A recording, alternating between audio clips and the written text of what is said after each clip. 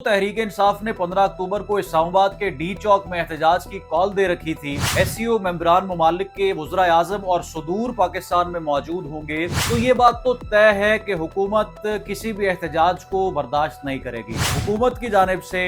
17 से 20 तारीख के दरमियान पार्लियामेंट का इजलास बुला लिया गया है। मौलाना फजल रहमान ने गुज़श्ता रोज जो मुसव्वदा पेश किया है मुजव्वज़ा आईनी तरमीम का, वो हुकूमत के आईनी पैकेज से बिल्कुल भी मुताबिकत नहीं रखता। पार्लियामेंट का तो एक नाम है, लेकिन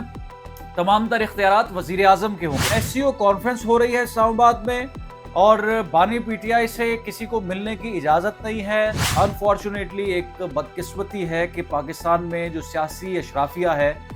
वो कभी भी मुस्तकबिल को कैलकुलेट नहीं करते, वो सिर्फ मौजूदा दिन गिनते हैं। अस्सलाम वालेकुम, आप देख रहे हैं कैपिटल टीवी और मैं रुखसार मीर। नाज़रीन, इस्लामाबाद में एससीओ कॉन्फ्रेंस के दौरान ही हुकूमत ने आईनी तरमीम के हवाले से बड़ी गेम डाल दी है और तहरीक इंसाफ को कानो कान खबर नहीं होने दी।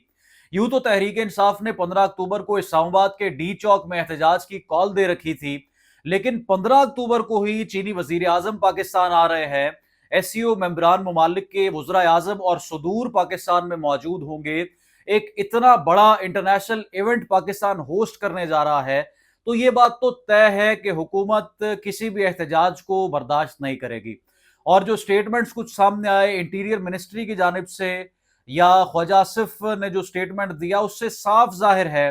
कि अगर प्रोटेस्ट इस्लामाबाद में होगा या प्रोटेस्ट की तैयारी होगी तो बड़े पैमाने पर मुकदमात का इंदराज होगा और सख्त तरीन किस्म की सजाएं होंगी, या जो लोग गिरफ्तार होंगे वो इतनी जल्दी फिर उनकी जान छूटने वाली नहीं है। ये यानी हुकूमत की तरफ से तैयारी की गई। लेकिन दूसरी तरफ जो बड़ी गेम डाल दी गई है आईनी तरमीम को लेकर, वो इंतहाई तशवीशनाक है। और पीटीआई के जो मौजूदा लीडरशिप है, जो लोग इस वक्त तहरीक इंसाफ के रहनुमा हैं और बयान दे रहे हैं, उनको शायद मामलात की पेचीदगी का इल्म नहीं था, लेकिन जेल में मौजूद इमरान खान यकीनी तौर पर तमाम तर चीजें जानते थे और इसीलिए एक दबाव बढ़ाने की कोशिश की जा रही थी कि हुकूमत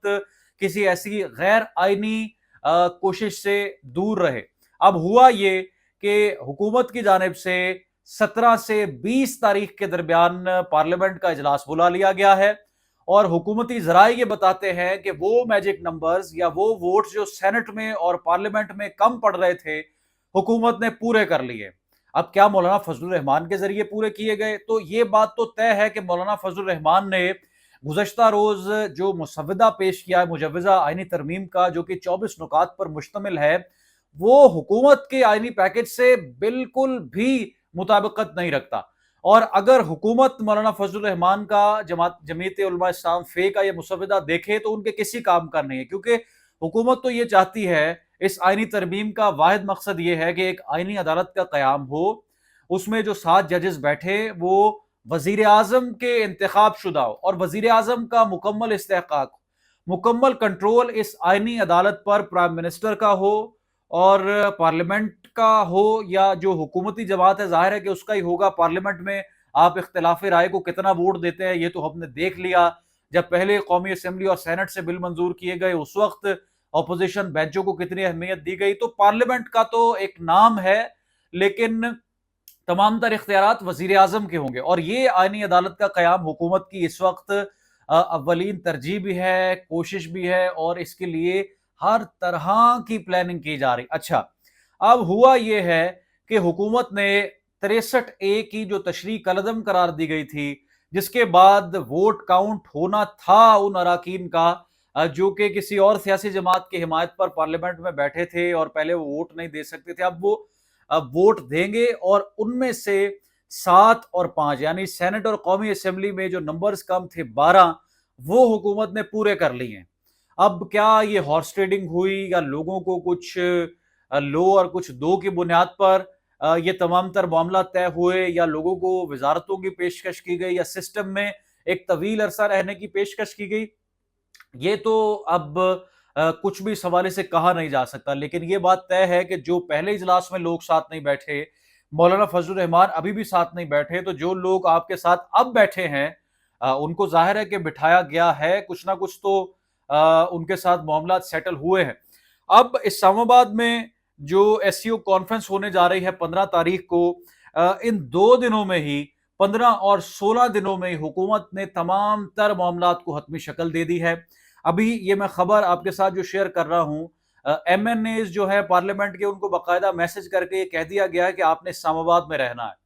और 17 से 20 तारीख के दौरान आप इस्लामाबाद हो, किसी वक्त भी इजलास बुलाया जा सकता है और धड़ाधड़ ये आईनी तरमीम मंजूर हो सकती है। अच्छा, अब एससीओ कॉन्फ्रेंस हो रही है इस्लामाबाद में और बानी पीटीआई से किसी को मिलने की इजाजत नहीं है और प्रोटेस्ट तो पहले भी पंजाब में तो दफा 144 का नफाज है, इस्लामाबाद में भी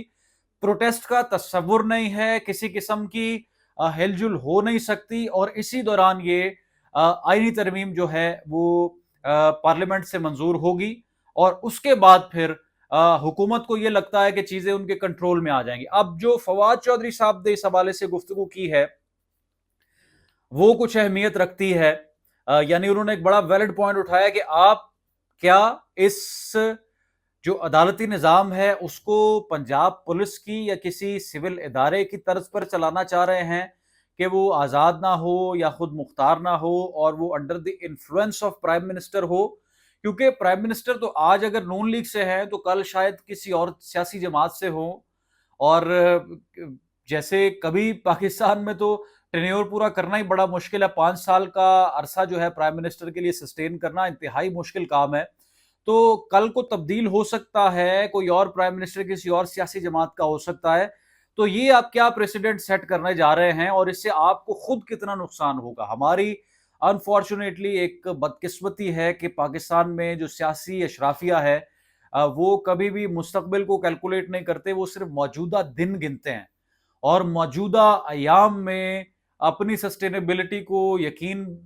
मिलाने के लिए, यकीनी बनाने के लिए वो इस तरह के इकदाम उठाते हैं। लेकिन आज आप डेट देख लें, आज 14 अक्टूबर है और ये बात लिख लें कि